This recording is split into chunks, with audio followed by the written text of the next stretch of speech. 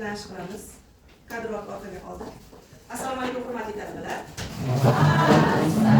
Rahmat, o'tiringlar. Hop. Bugungi mutaxassislikka kirish fanining amaliy mashg'uloti, ya'ni bugungi mavzumiz ochiq amaliy mashg'ulot qilib olgan edik. Davom etamiz. Bugungi ochiq amaliy mashg'ulotga hamma tayyormi? Rahmat. Demak, bugungi mavzuyimiz zamonaviy dars va unga qo'yiladigan talablar. Demak, rejalarimiz. Birinchi reja dars tushunchasi va uning pedagogik jarayondagi o'rni. Ikkinchisi an'anaviy va zamonaviy dars o'rtasidagi farqlar. Uchinchi rejamiz zamonaviy ta'limning asosiy yo'nalishlari va ularning darsga ta'siri. To'rtinchi rejamiz zamonaviy darsga yondashuvlar, stilli loyiha asosidagi o'qitish yondashuvlar. Xo'p, guruhimizni biz kichik teng 3 guruhga bo'ldik, to'g'rimi? Xo'p, guruhlarimizni endi nomlab olamiz. Demak, bahoriy nomlar bilan nomlamoqchimiz. Ya'ni bahor oyi bo'lganligi uchun, to'g'rimi? Sizlarniki moychechak guruhi, sizlarniki gulbahor, sizlarniki yangi qadam. Yangi kun desak ham bo'ladi, farq yo'q. Demak, moychechak, gulbahor, yangi qadam guruhlariga bo'linadi. Hop, bugungi sanamiz qanaqa ekan? 13-mart. Demak, yaqinda qaysi bayramni nishonladik va yaqinda yana qaysi bayramni nishonlash arafasida turibmiz? Mehrigo. Yaqinda biz 8-martni nishonladik. Bunda harbiy tayyor qizlarni bayramlar bilan tabrikladik. Endi biz kutayotgan bayram Navro'z bayrami. Navro'z bayrami haqida ma'lumot beradigan bo'lsam, 3000 yillik tarixga ega, Markaziy Osiyoda boshlangan 2010-yildan BMT tashkiloti qaror bo'yicha nomoddiy bayram sifatida kiritilgan. Ya'ni bunda O'zbekiston, Tojikiston qo'shni davlatlarda nishonlanadi. Bunda yangi kun qo'shnilar bir-biriga chiqadi, qarindoshlar bir-birini ko'rishga keladi, sumalak, xalam, osh qilinadi. Asosiy ovqati, ya'ni qilinayotgani bayram sumalak hisoblanadi. Rahmat. Hop, yaxshi. Navro'z so'zining ma'nosi qandaydir? Yangi kun, yangilik. Qaysidan olingan? Fors tilidan olingan. Bizning qanday bayramimiz hisoblanadi? Milliy bayramlarimizdan biri hisoblanadi. Rahmat, yaxshi. Demak, biz milliy bayramlarimizda nimalarni amalga oshiramiz? Qanday ishlarni bajaramiz? Madina? Bu o'sha Navro'z bayramini kelib chiqishini keladigan bo'lsa, tarixchilar tomonidan ta'kidlanadiki, Navro'z so'zi o'sha bayrami Zoroastrizm o'sha diniga borib taqaladi. O'sha bu dinning vakillari o'sha muqaddas bayram hisoblanishadi. Keyin o'sha tarixchilarning fikricha, mana shu Navro'z bayramida qirollar, hukmdorlar o'sha xalqni yig'ib, ularga sovg'a salom qilib tarqatishgan Navro'zda qilinadigan amallar o'sha bir necha guruhlarga bo'linadi. Xususan, o'sha daraxt ekish, hasharat va nizomlarni pishirish, qaysilar? Sumalak, alim yoki halisa deyiladi.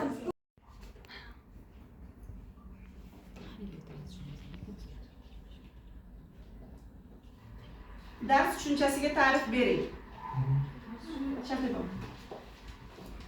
Dars deganda biz juda ko'p narsalarni tushunamiz. Misol uchun biz darsni shunday tushunamiz, darsni o'qish orqali, kimdir bilan suhbatlashish orqali, ko'cha-ko'yda fikr almashish orqali yoki yoshi kattaroq odamdan biz o'zimizga kerakli maslahatni olish orqali egallashimiz yoki o'rtoqlarimiz bilan fikr almashish orqali olishimiz mumkin. Har xil yo'nalishda dars tushunchasi mavjud, lekin biz hozirgi mavzuyimizda ta'limga aniq bir maqsadga guruhlar biz teng 3 guruhga bo'lindik va toifalash jadvali orqali birinchi guruhga an'anaviy darsning alohida xususiyatlari asosida to'ldirasiz. Ikkinchi guruh zamonaviy darsning alohida xususiyatlari asosida to'ldirasiz. Uchinchi guruh toifalash jadvali an'anaviy va zamonaviy darsning alohida xususiyatlari asosida to'ldirasiz.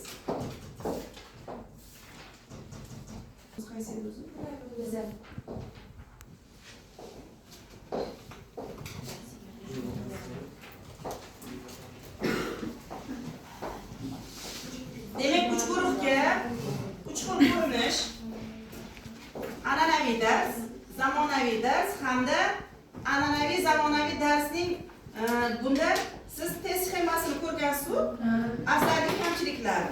Tushundingiz-a? Shunisini yozib chiqasiz va ba'zi munozara qilamiz.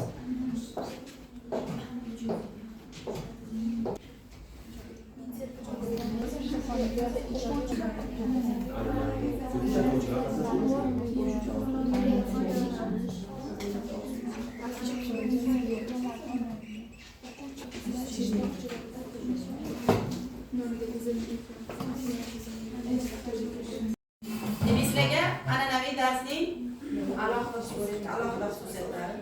Ijobiy salbiy taraflarini yoritdik. Ijobiy taraflariga guruh bilan ishlanadi.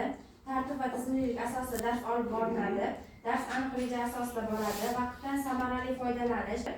Salbiy taraflari o'quvchi faolligi kam bo'ladi. O'quvchilar ko'proq tinglovchi bo'lib qoladi. Mustaqil fikrlash kam rivojlanadi. Namuna o'quvchi qobiliyati hisobga olinmaydi. Hop, ikkinchi guruhimiz zamonaviy. Darsning alohida xususiyatlari, ijobiy va salbiy tomonlari. Ijobiy tomonlari mustaqil fikrlash, ijodkorlik, hamkorlik, interfaollik. Salbiy tomonlari fikrlashni qisqartiradi. Internet bilan bog'liq ijtimoiy tarmoqlarga qaramlik kuchayadi.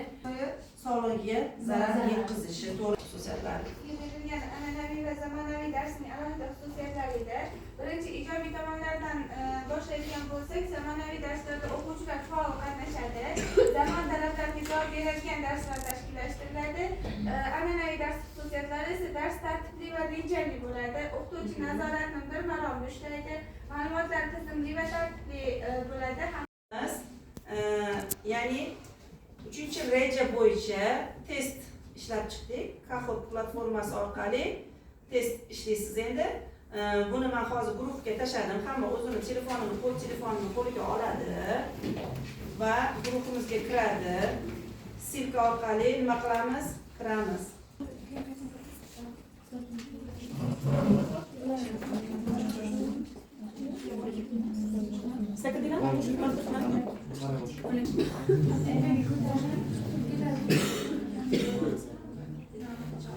Yo'q, faqat nechta to'g'ri, nechta xato qilganingni oxirida ko'rsatadi. Hamma kirdimi? Ha. Yo'q, bo'ldi. Chiqdimi? 25 bo'ldi. 24 Yana 25 ta 24 ta. Молодец, yaxshi. Yana tugatdi.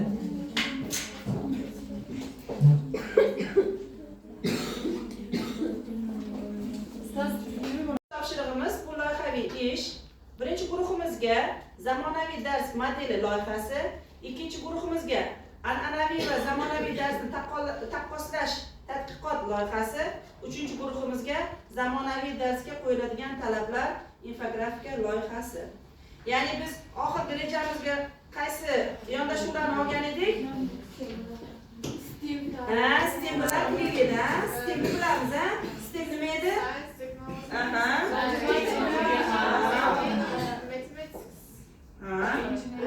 Demak, 5 ta fanni o'z ichiga qamrab oladi, to'g'rimi? Xo'p, klin bilan qiziqib ko'rdinglarmi? Qiziqib ko'rmadinglar? Demak, klin bu content, ya'ni ingliz til, inglizchada va isi integratsiya. Tushundingizmi? Mana masalan, bugungi mavzuyimiz yuzasidan topshiriq qilishimiz mumkin. Buning uchun biz nimani bilishimiz kerak? Ingliz tilini bilishimiz kerak. Misol uchun sizga loyiha tushsa, o'sha loyiha bo'yicha masalan, biologiya bo'yicha loyiha tushadigan bo'lsa, biologik terminlarni o'zbekchasini ham, inglizchasini ham bilishingiz kerak. Xuddi shunga o'xshagan narsa. Tushundingizmi? Topshirig'ingizni ingliz tili bilan birgalikda hamkorlikda olib borishingiz kerak. Siz o'zbek guruh bo'lganligingiz bilan o'sha ingliz tilida bu texnologiyani qo'llaganingizda dars jarayonida ingliz tilini o'rganib ketar ekansiz. Chunki birgalikda alohida yondashishingizda dars jarayonida qo'llab o'rganib ketasiz. Tushundingizmi? Xo'p, uyga vazifa berayotganda shu metod bo'yicha uyga vazifa beramiz sizga. Demak, birinchi guruhimiz mana birinchi guruhimiz mana zamonaviy dars. Tagiga qog'oz bilan berdim. Ya'ni o'shanga nima qilamiz? O'zingizni loyihangizni qanaqa topshiriq so'ragan bo'lsa, shuni amalga oshiramiz.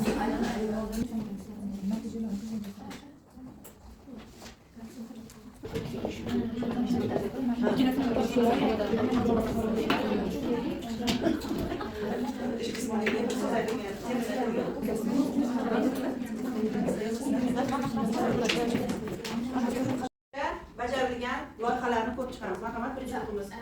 Zamonaviy dars modeli loyihasi. Maqsadi talabalar zamonaviy darsni tuzilishini o'rganib, yangi pedagogik texnologiyalar asosida dars modeli yaratadi. Bajarish jarayonida birinchi topshiriq boshlig'imiz bizga guruhlarga bo'lib zamonaviy dars haqida ma'lumot to'plashni kerak degan. Zamonaviy bosqichlari. Birinchi bosqichi maqsadning aniqligi, o'quvchi faolligini ya'ni mustaqil fikrlashni rivojlantirish, interaktiv metodlardan foydalanish, yangi bilim berish va tushuntirish, keyingisi motivatsiya, mustahkamlash, o'quvchini amaliyotga qiziqtiruvchi mashqlar. To'g'risi o'sha o'zgarish kerak ekan, biz mana tashlab qo'ydik. Yaxshi, juda ham yaxshi. Xo'p. Ikkinchi guruhimiz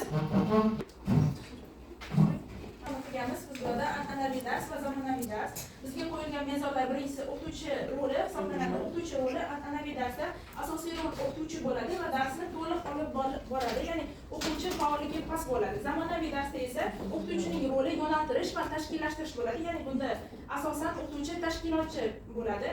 yaxshi. Xo'p, uchinchi guruhimiz Moychechak guruhi.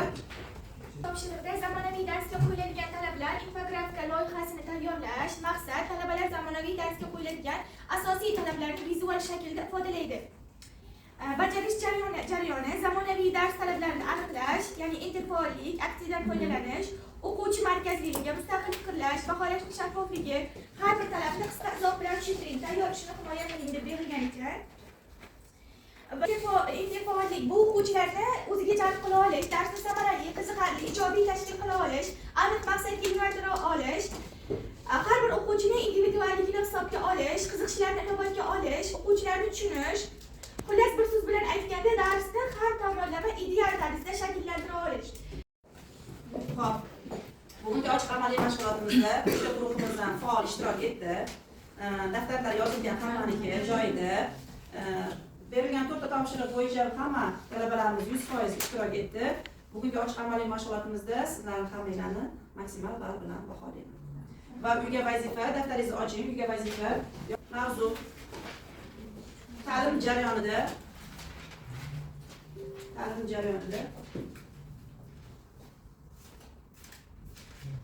o'quvchilarda kognitivlikni shakllantirish.